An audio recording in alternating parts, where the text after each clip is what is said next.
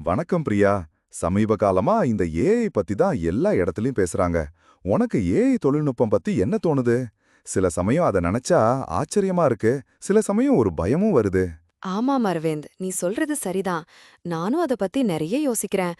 ஒரு பக்கம் மருத்துவத்துல, அறிவியல்ல அது செய்யற சாதனைகள் எல்லாம் பிரமிக்க வைக்குது. ஆனா இன்னொரு பக்கம் நம்ம வேலைகள் எல்லாம் பறிபோயிடுமாங்கிற பயம் வருது.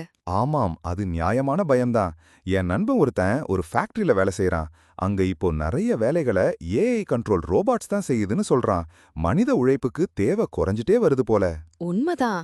ஆனா இன்னொரு கோணத்துல பார்த்தா, ஏஐ நமக்கு நெறைய புது வேலைவாய்ப்புகளையும் உருவாக்கியிருக்கு. ஏஐ டெவலப்பர்ஸ், டேட்டா சயின்டிஸ்ட்கள், ஏஐ எத்திக்ஸ் நிபுணர்கள்னு நெறைய புது துறைகள் வந்திருக்கு.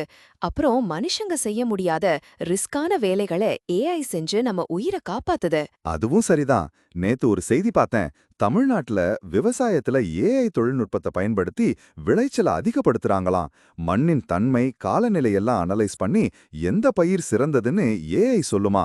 இது விவசாயிகளுக்கு ரொம்ப உதவியா இருக்குமே. கண்டிப்பா. கோயம்புத்தூர்ல சில ஸ்டார்ட் அப்கள் ஏஐய பயன்படுத்தி துல்லியமான நீர்ப்பாசனம், பூச்சி கட்டுப்பாடுன்னு பல விஷயங்கள்ல விவசாயிகளுக்கு ஆலோசனை தராங்க. இது விவசாயத்தை இன்னும் லாபகரமா மாத்துடு. சென்னையில இருக்கிற ஹாஸ்பிட்டல்கள்ல நோய்களை கண்டறியவும், புதிய மருந்துகளை கண்டுபிடிக்கவும் ஏஐ ரொம்ப உதவியா இருக்கு. அடடே, இது தெரியாம போச்சே.